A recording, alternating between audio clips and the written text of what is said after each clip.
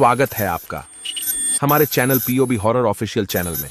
आज हम आपके लिए लेकर आए हैं तंत्र मंत्र और साधना से भरी एक रहस्यमय कहानी। यह कहानी रोमांचक होने के साथ डरावनी और रहस्य से भरी हुई है।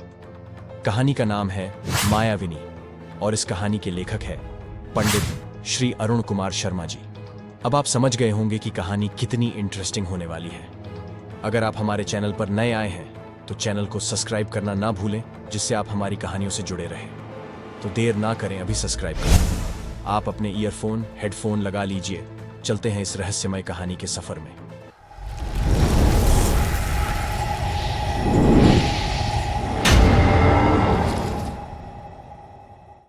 जब मैं स्टेशन पर उतरा हाथ में अटैची लिए तो उस समय अपराह्न के 4 बजे थे।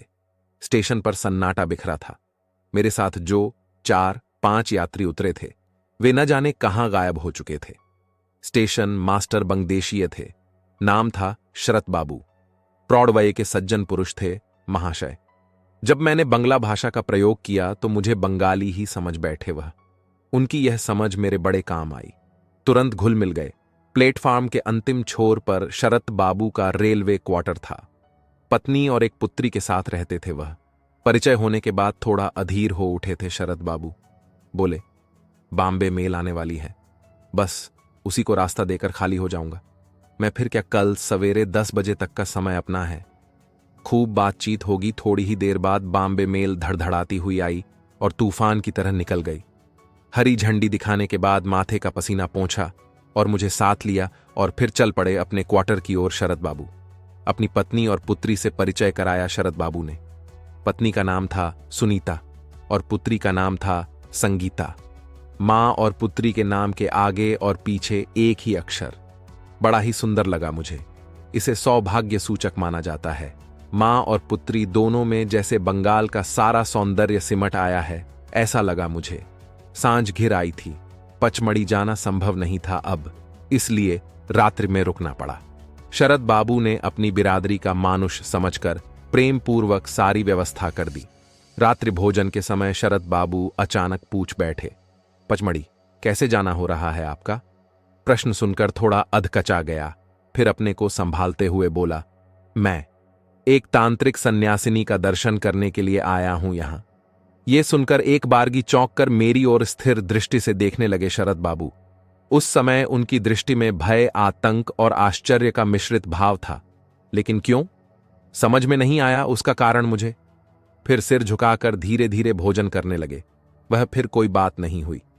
प्रातःकाल जब मैं चलने लगा तो धीरे से पूछा, शरत बाबू ने, क्या आप उस तांत्रिक सन्यासिनी से पूर्व परिचित हैं? उनकी वाणी में गंभीरता थी। नहीं, मैं तो उस साधिका का नाम तक भी नहीं जानता। मेरा उत्तर सुनकर चकित हुए शरत बाबू फिर थोड़ा व्यंग मिश्रित स्वर में बोले, आप नहीं जानते, लेकिन मैं तो जानता हूं बंधु, उसका नाम है मायाविनी। मायाविनी है मायाविनी। जो उसके माया जाल में एक बार फंसा तो फंसा, फिर मुक्ति कहां? कहने की आवश्यकता नहीं। शरत बाबू की इन बातों का उस समय कोई प्रभाव नहीं पड़ा मुझ पर। इसका कारण था कि बनारस से चलते समय गुरुदेव डॉक्टर गोपीनाथ कविराज जी ने कहा था, वह उच्च कोटि की तांत्रिक सन्यासिनी है, परम योग साधिका है। कई दुर्लभ योग तंत्र की सिद्धियां उपलब्ध हैं उस दिव्यात्मा को। पचमढ़ी के अन्य में एक कंधरा में न जाने कब से निवास कर रही हैं वह, पता नहीं। गुरुदेव के मुख से यह सब सुनकर उस दिव्यात्मा सन्यासिनी के दर्शन का लोभ संवरण न कर सका। मैं और चल पड़ा दूसरे ही दिन पचमढ़ी के लिए। दूर तक सीधी किसी विधवा की मांग की तरह सूनी टेढ़ी मेढ़ी सड़क चली गई थी और उसी के साथ चली गई थी हरे भरे वृक्षों की लंबी कतार, जो सड़क के दोनों ओर निस्तब्ध मौन सादे चुपचाप खड़े थे और उन्हीं वृक्षों की ओट से कुहरे से ढकी पचमढ़ी भी झांक लेती थी, बेडौल भद्दी और बदरंग पहाड़ियों को अपने आंचल में समेटे हुए। और जब कभी बीच बीच में वृक्षों की हरितिमा का क्रम कुछ टूट सा जाता है, आंखों के सामने आ जाते सलोने सांवले बादलों के छोटे छोटे टुकड़े, जो पहाड़ियों को छूते हुए उड़े जा रहे थे दिशाहीन से। कलाई घड़ी पर नजर डाली, 4:35 देर हो गई थी मुझे चलने में शरत बाबू के यहां से। फिर उन्हीं के शब्द मंडराने लगे मस्तिष्क में, बार बार सोचने पर भी तांत्रिक सन्यासिनी के प्रति उनके विचार और भाव समझ में नहीं आ रहे थे। उनकी धारणा के प्रति भी संदेह था। मुझे कौन सी ऐसी बात थी? पहली बार जाना हो रहा था मेरा पंचमढ़ी, इसलिए जरा सा भी अनुमान नहीं था कि पंचमढ़ी में सूरज जल्दी डूब जाता है। सिर घुमाकर पश्चिम की ओर देखा। वृक्षों के झुरमुट के पीछे सूरज का लाल गोला सरकता सरकता बादलों के टुकड़ों के पीछे पहाड़ियों में अपना मुंह छिपा रहा था। बस स्टॉप आ गया। जल्दी से उतरा बस से। कुछ समय पहले जिन छोटे छोटे बादलों के टुकड़ों पर मेरी नजर पड़ी थी, अब वे एकत्र होकर आकाश में चारों ओर से घिरने लगे थे। बूंदाबांदी की संभावना बढ़ गई थी। पंचमढ़ी का बाजार काफी छोटा था उस समय।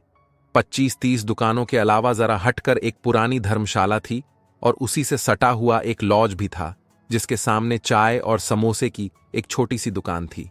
2 समोसे खाकर चाय पी। शरीर को थोड़ी राहत मिली। सोचा रात लॉज में बिताकर सवेरे सन्यासिनी की खोज में निकलूंगा आराम से। लेकिन मेरा सोचना गलत निकला। पूरा लॉज भरा हुआ था। धर्मशाला की भी वैसी ही स्थिति थी।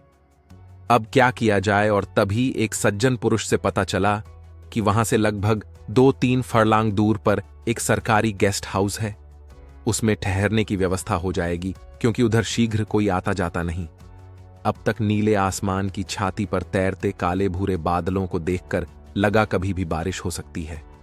मैं जल्दी जल्दी पैर उठाता हुआ चल पड़ा गेस्ट हाउस की ओर, बगल में अपनी अटैची दबाए। लेकिन वही हुआ जिसका भय था मुझे। एकाएक बादल गरजने लगे आसमान में। पहले छोटी छोटी बूंदें गिरी और थोड़ी ही देर बाद फिर झमझम बरसने लगा आसमान। हे भगवान, अब क्या होगा? कहां आकर फंस गया मैं? बाजार में ही कहीं रुक जाता, भीगता तो नहीं, लेकिन भाग्य में तो और ही था कुछ। बारिश मुझे अच्छी लगती है वैसे। फुहार सी गिरती हल्की हल्की बूंदें मुझे शीतल, सुहानी और मनमोहक लगती है। किंतु उस समय वही बारिश विस्मय सी लग रही थी मुझे। प्रकृति तल्लीन हो गई जैसे अपने नृत्य में। साएं साएं कर रही थी पहाड़ी हवा। झूम झूम पड़ रहे थे वृक्ष। रह रहकर बुरी तरह बादल गरज रहे थे और चमक रही थी बिजली भी। घबरा सा गया मैं। स्वाभाविक भी था मेरा घबराना। अपरिचित पहाड़ी मौसम, अनजानी जगह और ऐसी तूफानी वर्षा। यदि मुझे कहीं कुछ हो जाता है तो शायद मेरी लाश भी खोजने से न मिलती किसी को। भीगता हुआ किसी प्रकार गिरते पड़ते पहुंचा मैं गेस्ट हाउस के गेट पर। खंडहर नुमा एक मंजिली छोटी सी इमारत थी, वह अंग्रेजों के जमाने की। जिस हालत में वह इमारत थी उसे देखकर विशेष उत्साह नहीं हुआ मुझे। पूरी की पूरी इमारत सुनसान थी। कब्रिस्तान जैसी उदासी बिखरी हुई थी वातावरण में। सभी खिड़कियां बंद थीं और बदरंग दीवारों पर जिन जिन स्थानों से छूना झड़ा था, वहां चिपकी काई ने अजीबोगरीब किस्म की काली बेढंगी शक्लें बना दी थीं। गेस्ट हाउस के सामने कभी कोई हरा भरा बाग रहा होगा, जो अब उजड़कर वीरान सा हो गया था। कुछ कैक्टस के पौधे अभी भी थे वहां। अब तक मैं काफी भीग चुका था। रात का चिपचिपाता अंधेरा फैल चुका था चारों ओर, जिसके बीच अंग्रेजों के जमाने का वह खंडहर नुमा गेस्ट हाउस भूत जैसा लग रहा था। बाग में से होता हुआ मैं गेस्ट हाउस के टूटे दरवाजे के सामने अभी पहुंचा ही था कि सामने एक बूढ़े व्यक्ति पर मेरी नजर पड़ी। लगा जैसे वह मेरा ही इंतजार कर रहा था। आयु यही 60 के आसपास रही होगी। उसकी कनपटियों के बाल पूरी तरह सफेद हो चुके थे। सिर गंजा था। बाएं हाथ में पुराने जमाने की लालटेन झूल रही थी, जिसकी चिमनी धुएं से थोड़ी काली पड़ गई थी, उसमें से छनकर आती हुई पीली रोशनी में। मैंने देखा उस वृद्ध व्यक्ति ने ऊपर से नीचे तक हल्के गेरुए रंग का चोंगा पहन रखा था। गले में बड़े दाने वाले रुद्राक्ष की माला झूल रही थी, जो काफी लंबी थी। दोनों कलाइयों में लोहे के खड़े थे। सब कुछ मिलाकर वह रहस्यमय वृद्ध कोई साधु सा लग रहा था मुझे। उसकी चुहचुहाती आंखों में चमक थी। वह मुझे घूर रहा था उस समय। मैंने थोड़ा आगे बढ़कर कहा, क्षमा करिए, क्या मैं यहां एक रात के लिए ठहर सकता हूं? वृद्ध की आंखें फैल गईं आश्चर्य से, और उसी के साथ आंखों की चमक भी थोड़ी बढ़ गई। एक बार फिर घूर कर देखा उसने और बुदबुदाते हुए कहा, क्यों नहीं, क्यों नहीं, आइए। वह मुझे एक हालनुमे कमरे में ले गया, जिसमें हल्का हल्का अंधेरा छाया हुआ था और सीलन की गंध आ रही थी। मैंने सिर घुमाकर चारों ओर देखा। दीवारों पर मकड़ी के जाले लटक रहे थे। फर्श धूल से भरा था और लगता था कि जैसे महीनों से सफाई न हुई हो उसकी। सामने एक लंबी चौड़ी खिड़की थी, जिसमें से उस समय हवा के साथ पानी का बौछार भीतर आकर फैल रहा था। बीच में एक बड़ा सा तख्त था जिस पर पुरानी दरी बिछी हुई थी, गंदी और मटमैली सी। कुछ कुछ रहस्यमय लग रहा था मुझे कमरे का वातावरण। वह साधु जैसा वृद्ध व्यक्ति कमरे में छलकदमी करते हुए अचानक मेरी ओर मुड़ा और बोला, अरे आप खड़े क्यों हैं, बैठिए ना। मैं मटमैली गंदी दरी पर बैठ गया। वृद्ध चहलकदमी करते हुए खिड़की के पास जाकर खड़ा हो गया। उसके दोनों हाथ झूल रहे थे उस समय। कमरे का उदासी भरा मौन खलने लगा मुझे। हौले से पूछा, क्या आप यहां अकेले ही रहते हैं? मेरी बात सुनते हुए वह वृद्ध घूमा। मुझे ऐसा महसूस हुआ कि उसने मुझे देखने के लिए अपना पूरा शरीर घुमाया है। खखाड़ते हुए वह बोला, हां बेटे, मैं एक लंबे अरसे से अकेले ही रहता आया हूं इस इमारत में। वृद्ध ने अपने शब्दों का प्रयोग इस भाव से किया था कि मेरे होठों पर न जाने क्यों मुस्कुराहट फैल गई। निश्चय ही उसका मस्तिष्क विकृत सा लगा था मुझे उस समय। मैंने मृदु स्वर में पूछा, क्या अपने गीले कपड़े बदल सकता हूं? हाँ, बदल डालिए। गीले कपड़े बदलना स्वास्थ्य के लिए आवश्यक है। और फिर थोड़ा झिझकते हुए बोला, मुझे अफसोस है कि मैं आपकी इस समय कोई खातिर नहीं कर सकता। कोई बात नहीं, शुक्रिया। मे आई हैव ए स्मोक? अवश्य अवश्य, पीजिए, आप, मुझे कोई आपत्ति नहीं। थोड़ा रुककर वृद्ध आगे बोला, शायद आप इधर घूमने टहलने के लिए आए थे और अचानक झड़ी लग गई। आपका अनुमान गलत है। मैंने सिगरेट की राख झाड़ते हुए धीरे से कहा, स्वास्थ्य लाभ या मनोरंजन के लिए इतनी इतनी दूर काशी से चलकर पचमढ़ी नहीं आया हूं मैं। बाबा में तो आया हूं यहां एक तांत्रिक सन्यासिनी से मिलने के लिए। सुना है वह अत्यंत रहस्यमयी है और किसी से शीघ्र मिलती जुलती भी नहीं। मेरी बात सुनते ही एक बारगी चौंक पड़ा। वह वृद्ध साधु लगा जैसे बिजली का करंट लग गया हो उसे। सूखे पपड़ी जमे उसके होठों पर एक विचित्र और रहस्यमयी सी मुस्कान तैर गई और उसका झरीदार चेहरा विषाद की गहरी रेखाओं से भर गया एक बारगी। ऐसा परिवर्तन क्यों हुआ समझ न सका मैं। अंधकार गहरा होता जा रहा था। कमरे में बाहर बारिश की गति में भी तीव्रता आ गई थी। मैंने प्रसंग बदलना चाहा, लेकिन उसके पहले ही अपने दोनों हाथों की अंगुलियों को आपस में फंसाते हुए वह वृद्ध सन्यासी धीरे धीरे चलकर मेरे करीब आया। इतने करीब कि उसकी गर्म गर्म सांसों को मैं अपनी कनपटी पर महसूस कर रहा था।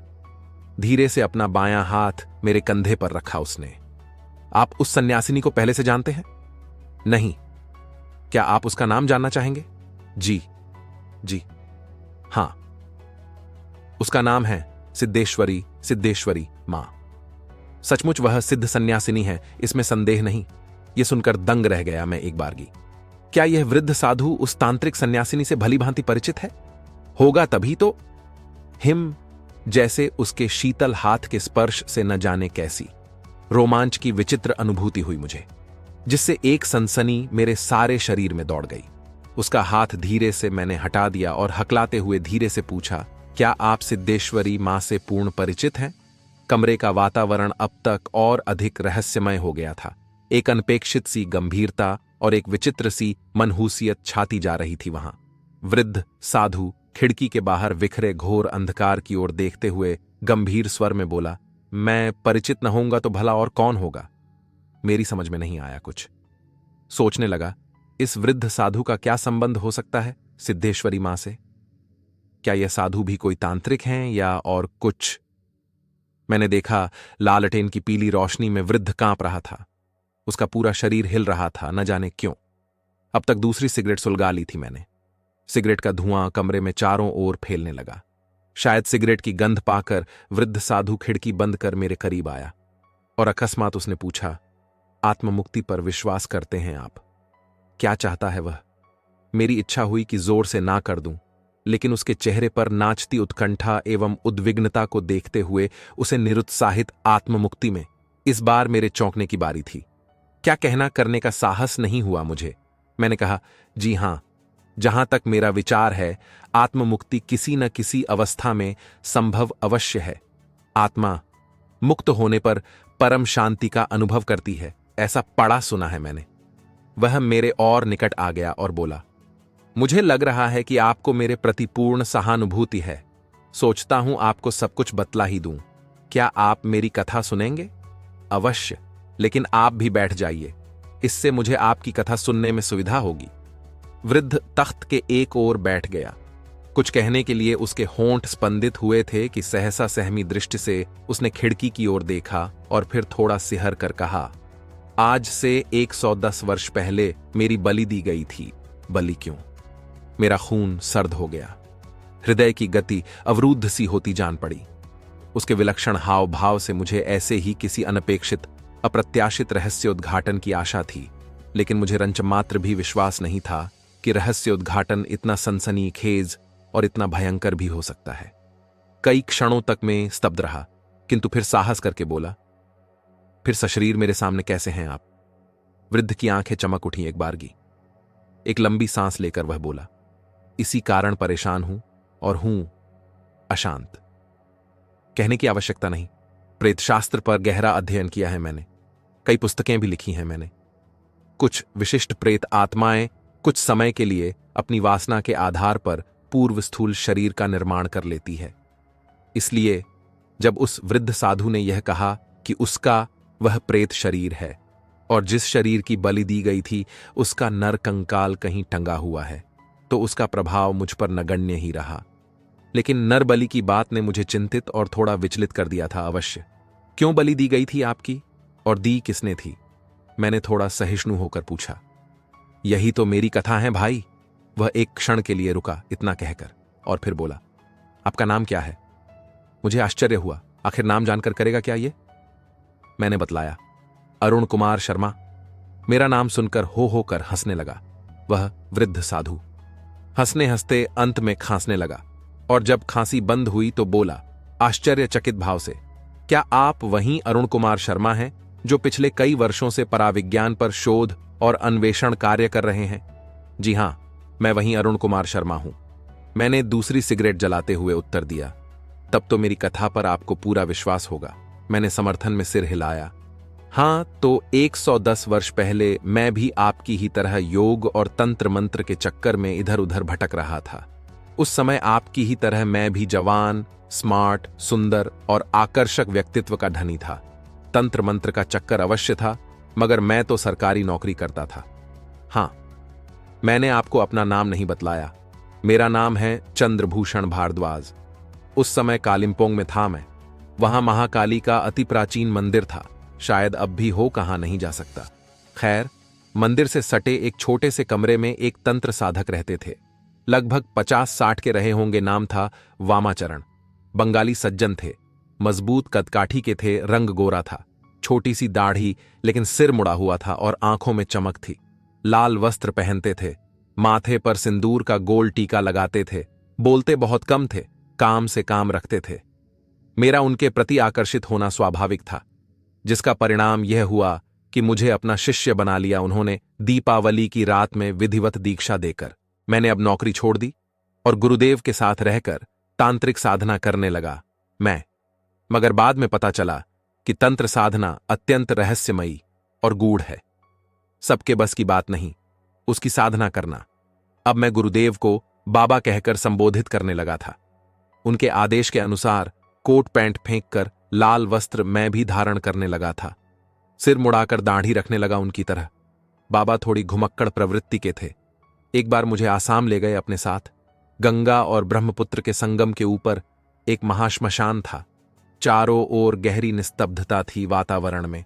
गहरी खिन्नता भरी उदासी बिखरी हुई थी श्मशान में। कुछ देर पहले एक चिता जलकर बुझ चुकी थी, लेकिन उसकी गर्म राख से धुएं की स्याह लकीरें निकल रही थीं। एक मरियल सा कुत्ता वहीं बैठा हुआ ऊग रहा था, सिर झुकाए। बाबा एक स्थान पर बैठ गए और गंभीर स्वर में बोले, तुमने मेरी सेवा की है और साधना भी की है। योग्य पात्र की प्रतीक्षा थी मुझे, वह पूरी हो गई। तुम्हारे जैसा पात्र प्राप्त होना असंभव तो नहीं, कठिन अवश्य है। थोड़ा रुककर बाबा आगे बोले, मेरे जाने का समय हो गया है, लेकिन जाने के पहले तुम्हें एक उच्च कोटि की तांत्रिक सिद्ध की दीक्षा दूंगा, जिसके प्रभाव से तुम इच्छानुसार जो चाहो वह कर सकते हो। मेरी समझ में नहीं आया कुछ। टुकुर टुकुर मुंह ताकता रहा बाबा का।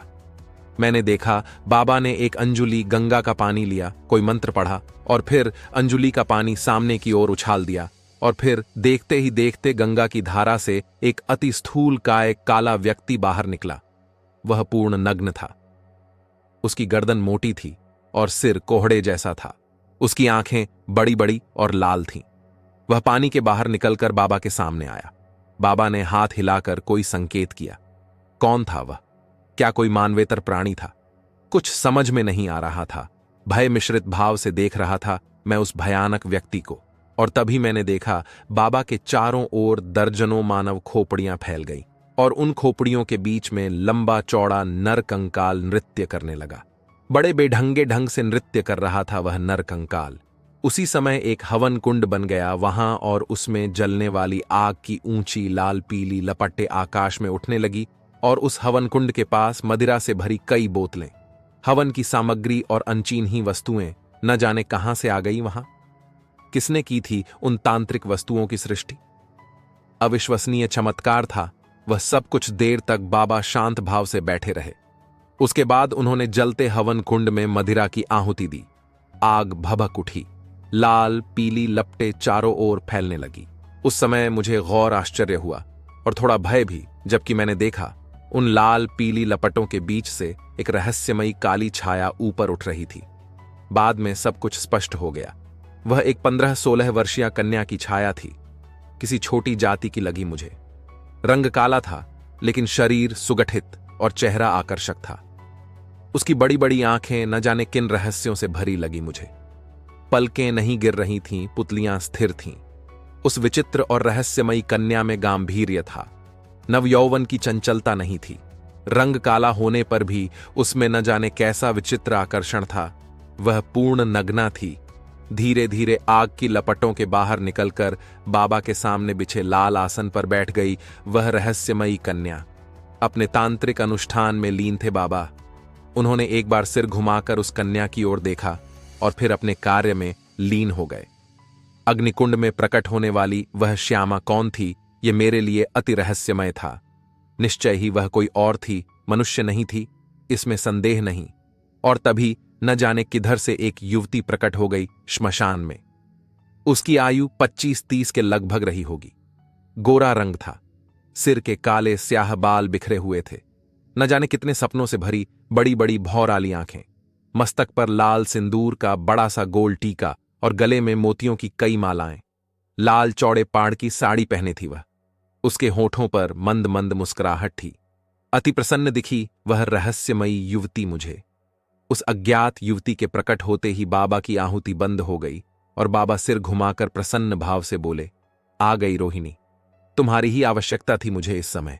युवती ने प्रणाम किया और बाबा के बगल में बैठ गई, पद्मासन की मुद्रा में। वह निश्चय ही बाबा की भैरवी थी रोहिणी।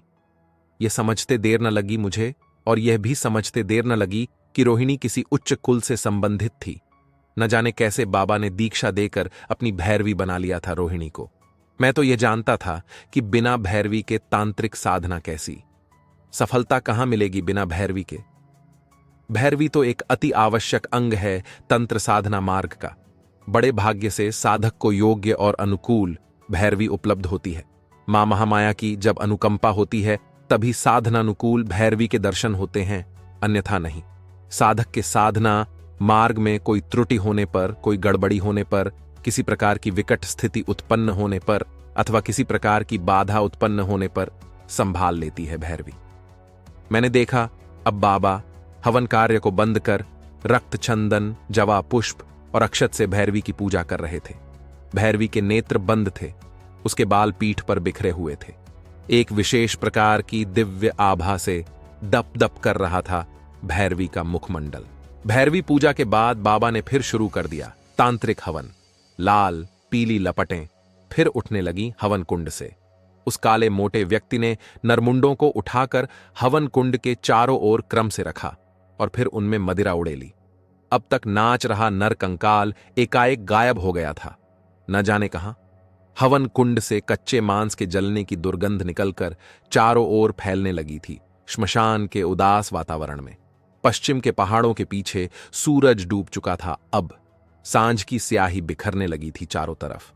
श्मशान का वातावरण अब पहले से अधिक भयावह हो उठा था, भुतहा जैसा। भैरवी पाषाणवत बैठी थी अभी तक। बाबा उसकी ओर देखते हुए न जाने कौन सा मंत्र बुदबुदा रहे थे। अब कौन सी तांत्रिक क्रिया थी, कौन सी तंत्र साधना थी वह।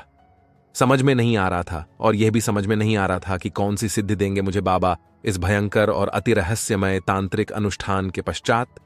एक और पत्थर पर बैठा टुकुर टुकुर सब कुछ देख रहा था मैं, ये सोचते हुए मैंने पलटकर देखा, भारद्वाज की बूढ़ी आंखों में भय और आतंक की छाया लहरा उठी थी अचानक उस समय। क्यों, मेरी समझ में नहीं आया कुछ। कैसी विचित्र दृष्टि थी वह, मुझे अच्छा नहीं लगा। भावहीन स्वर में बोले, भारद्वाज, तंत्र मंत्र की विलक्षण कथा है, न शायद विश्वास नहीं करेंगे आप। नहीं नहीं, ऐसा न सोचे आप, मैं तो स्वयं इस दिशा में हूं, विश्वास क्यों नहीं होगा शर्मा जी। भारद्वाज ने आगे कहना शुरू किया, न जाने कहां से एक मोटा ताजा काला बकरा ले आया वह रहस्यमय व्यक्ति। बकरे की विधिवत पूजा की गई और दी गई उसकी बलि। बाबा ने ही दी बलि। खून का फौवारा फूट पड़ा बलि पशु के कटे हुए शरीर से। रक्त रंजित हो उठी हवन कुंड की भूमि, और पास ही बैठी हुई समाधिस्थ कृष्ण वर्णा षोडशी कन्या का पूरा शरीर भी प्लावित हो उठा पशु रक्त से। अति भयानक लग रही थी वह रहस्यमय तरुणी। और उसी समय एकाएक गंगा के तट से संवेद स्वर में सियारों के रोने की आवाज आने लगी, और उसी के साथ खून से सने कच्चे मांस के टुकड़े गिरने लगे आकाश से। बड़ी भयानक स्थिति की सृष्टि हो गई। देखते ही देखते आतंक और भय से भर उठा मेरा मन। सियारों का रुदन, बकरे का छटपटाता रक्त रंजित शरीर और मांस वर्षा श्मशान के वातावरण को और अधिक भयानक बना रहा था। स्याह अंधेरे में पत्थर पर पत्थर बना बैठा मैं बाबा के तांत्रिक शक्ति के प्रभाव से आक्रोश भरे और तमतमाए चेहरे की ओर कभी देखता तो कभी देखता निश्चेष्ट बैठी भैरवी की ओर।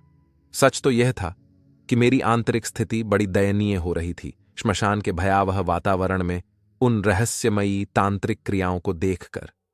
शर्मा जी, क्या कहूं, यदि मैं यह जानता कि और भी कुछ अविश्वसनीय घटना घटने वाली है तो वहां एक पल भी रुकता नहीं भाग खड़ा होता मैं तुरंत। अनायास ही भारद्वाज के स्वर में तीखापन आ गया, और उसी तीखेपन से भरे स्वर में बोले, वह सांझ की स्याही रात्रि की कालिमा में बदल चुकी थी अब तक। श्मशान का सन्नाटा अब और गहरा गया था। हवन कुंड के सामने जलते हुए पंचमुखी दीपक के पीले प्रकाश में निस्तब्ध और निर्विकार बैठी हुई उस षोडशी श्यामांगी का चेहरा विभत्स और विवर्ण लगा मुझे। साक्षात काल रात्रि सी प्रतीत हो रही थी उस समय वह। हे भगवान, क्या है यह सब? निश्चय ही में किसी भयंकर तांत्रिक चक्कर में फंस गया था, इसमें संदेह नहीं। हे मां, क्या होगा अब? मेरा मस्तिष्क जैसे शून्य होता जा रहा था शर्मा जी। क्या और कैसे बतलाऊं मैं आपको उस समय की अपनी मन स्थिति को? फिर क्या हुआ? व्यग्र भाव से पूछा मैंने। और तभी हवा का एक झोंका आया और कमरे में बिखर गया एक बारगी, और उसी के साथ धुआं फेंकता हुआ बुझ गया लैंप भी। मैं बैठा रहा अपने स्थान पर। शराबी की तरह लड़खड़ाते कदमों से भारद्वाज उठे। लैंप फिर से जलाया उन्होंने। लैंप की हल्की पीली रोशनी में कमरा पहले से अधिक भयानक हो उठा। कांपते लौ की रोशनी जब कभी भारद्वाज के चेहरे पर नाचती तो चेहरे की गहरी रेखाएं और गहरी हो जाती। अब तक लैंप का हल्का पीला प्रकाश पूरे कमरे के रहस्यमय वातावरण में फैल चुका था। आंखों को मिचमिचाते हुए भारद्वाज ने आगे अपनी रहस्यमयी तांत्रिक कथा को सुनाना शुरू किया। शर्मा जी देखते ही देखते घोर अंधकार से काला पड़ा। आकाश का एक टुकड़ा काफी दूर तक फट गया और थोड़ी ही देर में वह जगह खूनी रंग के बादलों से अटकर लाल हो गई, और वहां सैकड़ों मांसखोर पक्षी अपने लंबे चौड़े फंख फैलाए चक्कार काटने लगे। और उसी समय न जाने कहां से श्मशान में संवेद स्वर में रोते हुए आ गया सियारों का झुंड, और उसी के बाद सामूहिक नृत्य होने लगा नरकंकालों का श्मशान में। कभी वे नृत्य करते तो कभी हो होकर आपस में हंसते, चीखते और चिल्लाते। एकाएक बादलों के गरजने की आवाज आने लगी। क्या बतलाऊं मैं आपको शर्मा जी, कुछ मिलाकर बड़ा ही अद्भुत, विचित्र, भयानक और अविश्वसनीय दृश्य था। मेरा तो भय और आतंक से सारा शरीर ही कांपने लगा था बंधु। सोचा भागूं यहां से किसी प्रकार। एक दो बार कोशिश भी की लेकिन सफल न हो सका मैं। चारों ओर अंधकार जो था गाढ़ा और चिपचिपा, उसी कारण शर्मा जी मेरी हिम्मत नहीं पड़ रही थी, और तभी बादलों के गरजने की आवाज सुनाई दी। सिर उठाकर आकाश की ओर देखा तो देखता ही रह गया। पहाड़ जैसे लाल बादलों को चीरता हुआ एक बहुत बड़ा गिद्ध, जिसकी मोटी और काफी लंबी थी, गर्दन पीले रंग की चोंच भी अधिक लंबी थी, सिर हद से ज्यादा बड़ा था, आंखें गोल थीं, पलकें मोटी थीं। क्रुद्ध भाव से अपने चारों ओर गर्दन घुमाकर न जाने क्या देखने का प्रयास कर रहा था वह भयानक गिद्ध। अपने बड़े बड़े पंखों को हवा में हिलाता हुआ धीरे धीरे आगे बढ़ रहा था वह। थोड़ा नजदीक आने पर मैंने देखा उस राक्षस जैसे विशाल गिद्ध की पीठ पर दोनों पैर नीचे लटकाए हुए एक सुंदर स्त्री बैठी हुई थी। वह मंद मंद मुस्कुराती हुई बाबा की ओर देख रही थी। उसके गौर वर्ण शरीर पर गुलाबी रंग की रेशमी साड़ी थी और गले में रत्न जड़ित कई हार थे। सिर के घने काले बाल हवा में बिखर कर लहरा रहे थे। निश्चय ही वह विशालकाय गिद्ध श्मशान की ही ओर आ रहा था। मेरा अनुमान सत्य निकला। देखते ही देखते श्मशान में उतर गया वह। श्रद्धा भाव से दोनों हाथ जोड़कर और सिर झुकाकर पहले उस रहस्यमयी देवी को प्रणाम किया बाबा ने, और फिर कहा, हे यक्षलोक की अधिष्ठात्री, आपके दर्शन की अभिलाषा आज पूर्ण हुई। हे मां मातृका रूपिणी, आपको शत शत प्रणाम। यह सुनकर देवी मुस्कुराई और अपना दाहिना हाथ उठाकर आशीर्वाद दिया बाबा को, और देखते ही देखते अपने स्थान से तिरोहित हो गई। वह तंत्र की अधिष्ठात्री देवी, तांत्रिक साधना का वह अद्भुत विलक्षण और साथ ही अविश्वसनीय चमत्कार विरले ही किसी को देखने के लिए मिलता है बंधु। थोड़ा रूक कर भारद्वाज आगे बोले। एकाएक मेरी दृष्टि रोहिणी की ओर घूम गई। मैंने देखा उसका चेहरा क्रोध, घृणा और उत्तेजना से लाल हो रहा था। बार बार बाबा की ओर आग्नेय दृष्टि से देख रही थी वह। कारण समझ में नहीं आ रहा था कि ऐसा क्यों, किस लिए। उस समय ध्यानस्थ थे, चिंतन मनन में डूबे हुए थे शायद बाबा। उस समय मैंने यह भी अनुभव किया कि श्मशान का वातावरण बोझिल सा हो रहा है। ऐसा भी लगा कि कोई अघटित होने वाला है। तभी बाबा की आवाज कानों में पड़ी। वे बुला रहे थे मुझे, और जब मैं क्रियास्थली पर पहुंचा तो देखा बाबा के सामने वह रहस्यमयी कन्या बैठी हुई थी, नेत्र बंद किए, निश्चल पाषाणवत। बाबा ने संकेत से उसका पूजन करने का आदेश दिया और मैंने वैसा ही किया। लाल चंदन, अक्षत, जवा, पुष्प आदि से पूजन कर मदिरा पात्र अर्पित किया, और अर्पित करते ही षोडशी के नेत्र खुल गए। तीव्र दृष्टि से देखा उसने मेरी ओर। हे प्रभु, हे मां, क्या था उन लाल हो रहे नेत्रों में? पूरी सृष्टि को निगल लेने का भाव, आक्रोश से भरा छिन्न भिन्न कर देने का भाव, भय और आतंक का भाव। समझ गए ना आप? उत्तर में केवल सिर हिला दिया मैंने। अब मैं जो कथा सुनाऊंगा क्या आप उस पर विश्वास करेंगे ना? क्यों नहीं करूंगा मैं। दोस्तों, ये पार्ट यही खत्म होता है।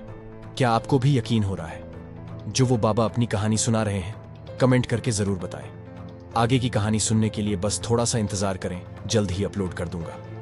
अगर आपको यह पार्ट पसंद आया है तो वीडियो को लाइक करना न भूलें, और अगर आप हमारे चैनल पर नए हैं और आपने अभी तक हमारा चैनल सब्सक्राइब नहीं किया तो कर लें, जिससे आप हमारी कहानी से जुड़े रहें। मिलते हैं हमारी कहानी के अगले पार्ट में। जब तक आप अपना ख्याल रखिए।